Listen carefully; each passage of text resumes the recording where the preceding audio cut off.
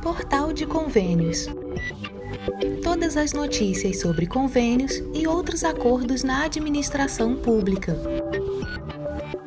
Olá, este é o podcast do Portal de Convênios, um resumo semanal das principais notícias do âmbito da administração pública para você se manter informado em poucos minutos. Novo DPVAT. Veja o que já se sabe sobre o SPVAT. Sancionado em maio de 2024, o antigo DPVAT, o danos pessoais por veículos automotores terrestres, agora é denominado Seguro Obrigatório para Proteção de Vítimas de Acidentes de Trânsito, SPVAT, e voltará a ser cobrado em 2025. O valor que será pago por proprietários de veículos automotores ainda não foi estabelecido. O DPVAT era cobrado anualmente de donos de veículos terrestres. Até 2020, a cobrança acontecia nos meses de janeiro de cada ano. O valor da contribuição era diferente para cada tipo de veículo. Agora, com a chegada do SPVAT, a cobrança voltará a ser obrigatória para os proprietários de veículos e o pagamento continuará uma vez por ano. Os valores arrecadados são destinados a vítimas de acidentes de trânsito, sem levar em conta o tipo de veículo, de quem foi a culpa e o local do acidente. O seguro tem cobertura em todo o território nacional. O SPVAT pode ser solicitado por qualquer pessoa vítima de acidente, independentemente de ser motorista, passageiro ou pedestre, tendo culpa ou não. A única exigência é que exista alguma lesão decorrente do acidente. Haverá indenização mesmo quando o acidente é causado por um carro em situação irregular. No entanto, o projeto de lei já deixou de fora da cobertura de reembolsos casos relacionados às despesas cobertas por seguros privados, que não apresentarem especificação individual do valor do serviço médico e ou do prestador de serviço na nota fiscal ou relatório, assim como de pessoas atendidas pelo Sistema Único de Saúde. É importante destacar que a indenização para segurados está suspensa para acidentes ocorridos após 14 de novembro de 2023. De acordo com a Superintendência de Seguros Privados, a SUSEP, a volta das indenizações deve ocorrer depois da implementação e a efetivação de arrecadação. Em casos de acidentes ocorridos antes desse período, a vítima deve apresentar a solicitação com uma prova simples do acidente e do dano decorrente. Em caso de morte, é necessário apresentar certidão da autópsia gerada pelo Instituto Médico Legal, caso não seja comprovada a relação da morte com o acidente somente com a certidão de óbito. A solicitação da indenização pode ser feita em até 3 anos após a data do acidente ou o mesmo período após a data do óbito em caso de morte. Vale lembrar que o SPVAT não cobre danos materiais. Também não cobre acidentes sem vítimas, acidentes ocorridos fora do território nacional ou causados por veículos estrangeiros no Brasil. Também não cobre roubo, colisão ou incêndio dos veículos. O condutor que não pagar o SPVAT não poderá fazer o licenciamento e nem circular em via pública com o veículo. Apesar de não haver uma punição direta para o não pagamento, há uma impossibilidade de licenciamento do veículo. Circular sem o licenciamento é considerado infração gravíssima, com pena de multa no valor de R$ 293,47, 7 pontos na CNH e apreensão do veículo. Lula sanciona a nova lei dos concursos públicos. Confira as mudanças. O presidente Luiz Inácio Lula da Silva sancionou na segunda-feira, 9 de setembro, a Lei nº 2.258 de 2022, conhecida como a Nova Lei dos Concursos, que busca modernizar e unificar as normas dos concursos públicos no âmbito federal. A legislação estabelece diretrizes para aumentar a segurança jurídica e padronizar as regras mínimas nos processos seletivos do Executivo e do Judiciário federais. A nova lei terá um período de transição com obrigatoriedade de implementação a partir de 1º de janeiro de 2028. No entanto, sua aplicação poderá ser antecipada conforme a autorização de cada concurso público. Após 20 anos de tramitação no Senado, o projeto foi aprovado em plenário em agosto deste ano. Embora seja voltada principalmente para concursos federais, a legislação também abre espaço para que estados, o Distrito Federal e municípios atualizem suas próprias regras na seleção pública. Segundo a ministra da Gestão e Inovação em Serviços Públicos, Esther Dweck, o texto uniformiza procedimentos, reduzindo a judicialização e tornando mais claras as regras dos concursos públicos. A legislação não abrange concursos para juízes, membros do Ministério Público, nem para empresas públicas e sociedades de economia mista que não dependem de recursos governamentais para despesas de pessoal ou custeio. A Lei nº 2.258 de 2022 estabelece novos requisitos mínimos para os editais, assegurando isonomia e segurança jurídica dos concursos. Também proíbe qualquer forma de discriminação dos candidatos, devendo ser respeitadas as políticas afirmativas de diversidade em vigor. Outro ponto relevante é a possibilidade de colaboração entre órgãos e entidades durante o planejamento e execução do concurso. Uma das novidades é a possibilidade de realização das provas total ou parcialmente à distância pela internet ou plataformas eletrônicas controladas. Essa modalidade só será aplicada desde que haja a garantia da igualdade de acesso a todos os candidatos. O trecho ainda precisa ser regulamentado pelo Executivo. A lei diz que os concursos públicos terão por objetivo a seleção isonômica de candidatos por meio da avaliação dos conhecimentos, das habilidades e, nos casos em que couber, das competências necessárias ao desempenho com eficiência das atribuições do cargo ou emprego público, assegurando a promoção da diversidade no setor público. A lei diz que, sem prejuízo de outras formas ou etapas de avaliação previstas no edital, o concurso público compreenderá, no mínimo, a avaliação por provas ou provas e títulos, facultada a realização de curso ou programa de formação, desde que justificada ante a natureza das atribuições do cargo e com previsão no edital.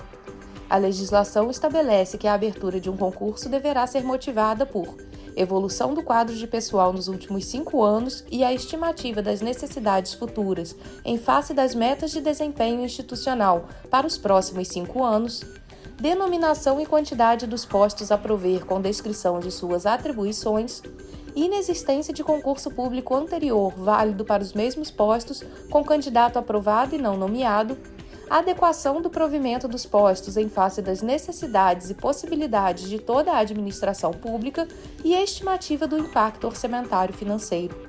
O texto diz ainda que, se houver um concurso anterior ainda válido, com pessoas a serem nomeadas, fica liberada a abertura excepcional de um concurso, desde que o número de aprovados ainda a serem nomeados não complete o quadro de pessoal.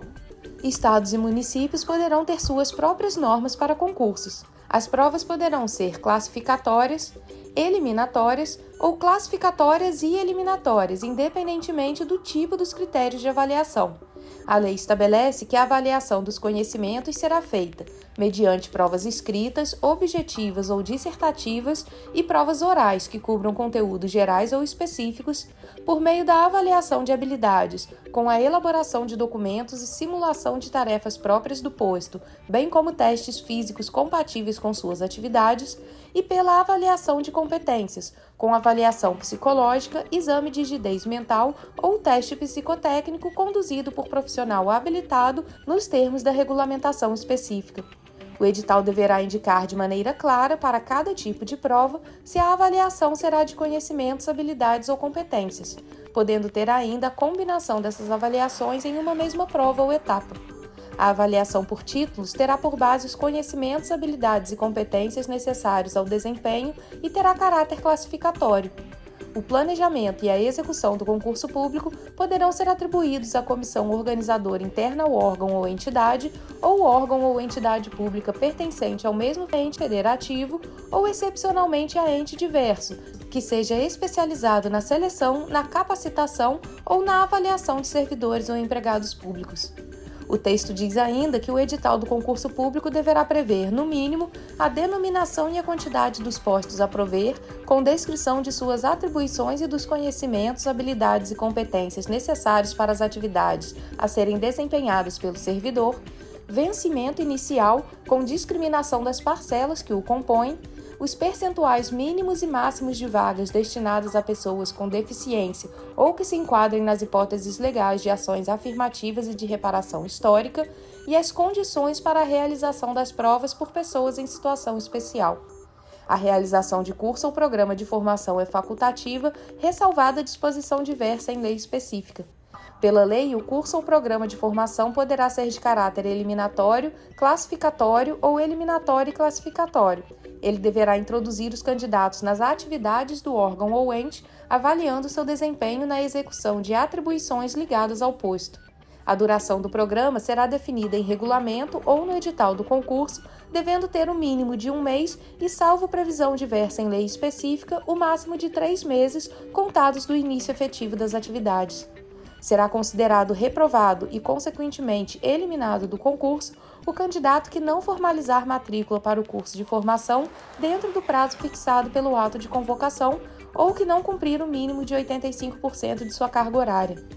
O edital também deverá tratar das condições para a realização das provas por pessoas em situação especial, as formas de divulgação dos resultados, a forma e o prazo para a interposição de recursos, o prazo de validade do concurso e a possibilidade de prorrogação. Desenvolvimento agrário. Confira 3 editais abertos para fortalecimento da agricultura familiar. O Ministério do Desenvolvimento Agrário e Agricultura Familiar, o MDA, em parceria com a Universidade Federal Rural de Pernambuco, lançou 3 editais importantes para o fortalecimento da agricultura familiar na região Nordeste do Brasil. O edital número 50 de 2024 visa selecionar 60 organizações da sociedade civil, incluindo cooperativas e associações da agricultura familiar, para participarem do projeto Mais Gestão Nordeste.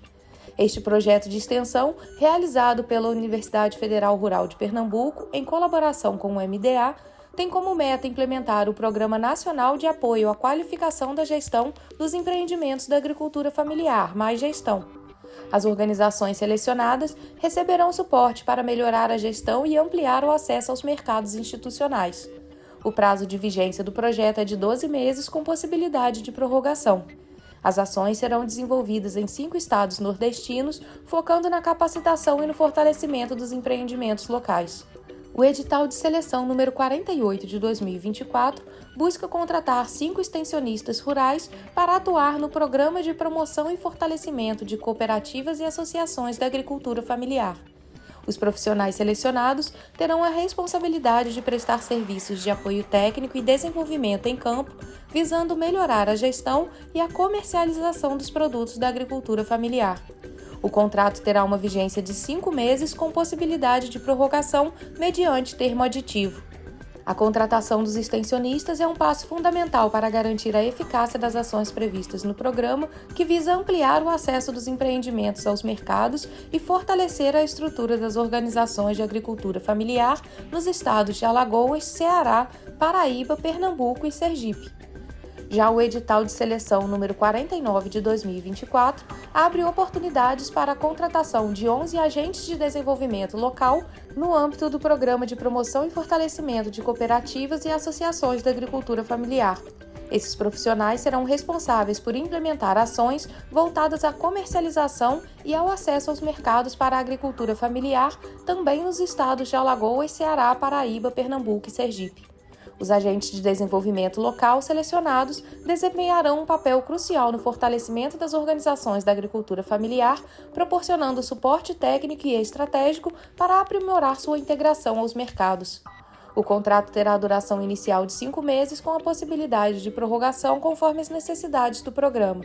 A contratação dos agentes de desenvolvimento local é essencial para garantir a efetividade das iniciativas do programa e promover um desenvolvimento sustentável e inclusivo na agricultura familiar da região Nordeste. O objetivo desses editais é promover o desenvolvimento de cooperativas e associações nos estados mencionados. Organizações interessadas em participar do processo seletivo para as ações do projeto Mais Gestão e profissionais interessados em atuar como extensionista ou agente de desenvolvimento devem consultar os editais completos para obter detalhes sobre os requisitos e prazos. A iniciativa representa um avanço significativo para o desenvolvimento sustentável da agricultura familiar no Nordeste, promovendo a inclusão social e a melhoria das condições econômicas dos empreendimentos da região. Acesse cada edital através dos links disponíveis em portalconvênios.com. Sinisa. Falta de preenchimento do sistema impede o acesso a recursos federais. A Secretaria Nacional de Saneamento Ambiental do Ministério das Cidades alertou os gestores municipais essa semana sobre o prazo para preenchimento da primeira coleta de dados do Sistema Nacional de Informações em Saneamento Básico, SINISA. O não fornecimento de informações atualizadas pode impedir o acesso aos recursos federais.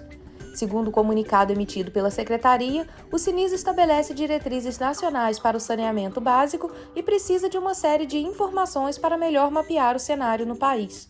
Na quarta-feira, 11 de setembro, quando faltavam 3 dias para o fim do prazo de preenchimento dos formulários, o sistema já contabilizava 4.962 municípios no módulo de resíduos sólidos, 4.882 no de águas pluviais e 4.298 no de gestão municipal, um módulo novo criado para o acompanhamento da gestão do saneamento nos municípios brasileiros. Em relação aos módulos de abastecimento de água e de esgotamento sanitário, 1.305 e 1.250 prestadores locais dos serviços, equivalente a 86,7% e 87,1% dos prestadores, respectivamente, estavam participando da coleta de dados. A maior parte dos municípios brasileiros são atendidos por 57 companhias regionais de abastecimento de água e de esgotamento sanitário, cuja participação no SINISA foi realizada. Os números da primeira coleta de dados do SINISA mostram a grande participação dos titulares e prestadores de serviços. Segundo a Secretaria de Saneamento, os participantes deveriam finalizar o preenchimento dos dados até o dia 13 de setembro, que foi o prazo final concedido. Não há previsão de prorrogação para municípios que não realizaram o preenchimento. Deveriam ser inseridos dados atualizados em módulos implementados no sistema: abastecimento de água e esgotamento sanitário, limpeza urbana e manejo de resíduos sólidos, drenagem e manejo de águas pluviais urbanas e gestão municipal. Os dados do SINISA são coletados anualmente junto aos titulares e aos prestadores de serviços de saneamento básico, de acordo com o cronograma de coleta de cada componente. Desde 1995, o SNIS tem coletado dados acerca da prestação de serviços de saneamento básico no Brasil, evoluindo a cada ano, tanto em tecnologia quanto em abrangência dos componentes coletados. Em 2023, o SNIS encerrou suas atividades com informações da prestação dos serviços de todos os componentes do saneamento básico. A partir de 2024, o SINISA entra em atividade como Sistema Nacional de Informações em Saneamento Básico, atendendo ao disposto na Lei de Saneamento Básico, a Lei nº 11.445 de 2007, atualizada pelo novo Marco Regulatório do Saneamento, a Lei 14.026 de 2020. Com o intuito de reunir informações precisas e detalhadas sobre a realidade do saneamento básico de todos os cerca de 5.500 municípios brasileiros, o Ministério das Cidades realizou o lançamento dessa nova plataforma do SINISA. A coleta dos dados do SINISA 2024, com ano de referência 2023, iniciou no dia 6 de junho e o Ministério das Cidades convocou a participação de titulares, de prestadores de serviços e de entidades reguladoras dos serviços de saneamento básico dos municípios para prestar as informações na plataforma. Uma das novidades do SINISA em relação ao SNIS é a divisão do módulo água e esgoto. O SINISA também passa a coletar de forma separada informações referentes às populações urbana e rural. Para conhecer o sistema de coleta, titulares, prestadores de serviços e entidades reguladoras podem acessar o site do SINISA no portal do Ministério das Cidades. O link está disponível em portalconvênios.com. FPM, adicional de setembro, chega a 0,5% e totaliza mais de 3 bilhões em 2024. Os municípios brasileiros já contavam na terça-feira, 10 de setembro, com o adicional de setembro do Fundo de Participação dos Municípios, o FPM. Como o 1% conquistado está sendo repassado gradualmente até se chegar ao percentual total, o valor de 2024 é de 0,5% e totaliza mais de 3 bilhões e 330 milhões de reais.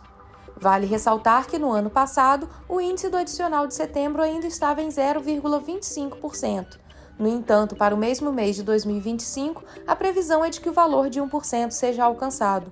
É o que explica o especialista em orçamento público César Lima. Só que esse 1% foi acrescentado ali de forma escalonada. Então, em 2022 e 2023, esse percentual foi de 0,25%, essa parcela extra. Este ano é de 0,5%. e no ano que vem finalmente chegará a 1% e assim sucessivamente. Essa parcela ela é um percentual dos valores acumulados de setembro do ano passado até agosto desse ano. O repasse extra de setembro foi consolidado pela Emenda Constitucional número 112 de 2021. A medida foi estabelecida com o intuito de minimizar a sazonalidade da arrecadação ao longo do ano, levando em conta que o FPM é composto por percentual da arrecadação do Imposto de Renda e do Imposto sobre Produtos Industrializados, o IPI. Os estados de São Paulo e Minas Gerais contam com as maiores parcelas desse recurso extra, mais de 410 milhões e mais de 408 milhões, respectivamente. Entre as capitais, o maior valor é destinado a Fortaleza, no Ceará, que recebe cerca de 28 milhões de reais. Vale destacar que, em relação a esse repasse extra, não há retenção de valores para fins específicos, como para o Fundo Nacional de Desenvolvimento da Educação, o Fundeb, por exemplo. Segundo César Lima, são recursos financeiros repassados aos municípios e não tem nenhuma condicionante desses recursos. Sem contar o repasse extra de setembro, os municípios brasileiros ainda partilham mais de 4 bilhões de reais referentes ao primeiro decêndio de setembro do FPM. O valor é 8% maior do que o registrado no mesmo período de agosto de 2024. Até a última segunda-feira, 9 de setembro, 13 municípios estavam bloqueados para recebimento do FPM, a maioria do Ceará e Maranhão. Confira a lista em portalconvênios.com. Estiagem. 21 cidades têm a situação de emergência reconhecida pelo MIDR. O Ministério da Integração e do Desenvolvimento Regional, o MIDR, por meio da Defesa Civil Nacional, reconheceu na quinta-feira, 12 de setembro, a situação de emergência em 21 municípios que enfrentam a estiagem. Os municípios estão nos estados do Amazonas, Alagoas, Ceará, Paraíba, Pernambuco, Piauí e Rio Grande do Norte. Cidades com o reconhecimento federal de situação de emergência ou de estado de calamidade pública podem solicitar ao MIDR recursos para ações de defesa civil, como compra de cestas básicas, água mineral, refeição para trabalhadores e voluntários, kits de limpeza de residência, higiene pessoal e dormitório, entre outros. A solicitação pelos municípios em situação de emergência deve ser feita por meio do Sistema Integrado de Informações sobre Desastres, o S2ID. Com base nas informações enviadas nos planos de trabalho, a equipe técnica da Defesa Civil Nacional avalia as metas e os valores solicitados. Com a aprovação, é publicada a portaria no Diário Oficial da União com o valor a ser liberado. A Defesa Civil Nacional oferece ainda uma série de cursos à distância para habilitar e qualificar agentes municipais e estaduais para o uso do S2ID. As capacitações têm como foco os agentes de proteção e defesa civil nas 3 esferas de governo. Confira a lista completa das cidades que enfrentam estiagem e as portarias divulgadas pelo Ministério em portalconvênios.com.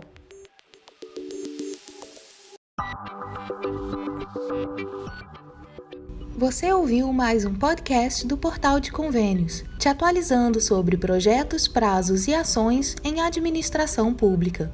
Continue se informando em nosso site portalconvênios.com. Até a próxima!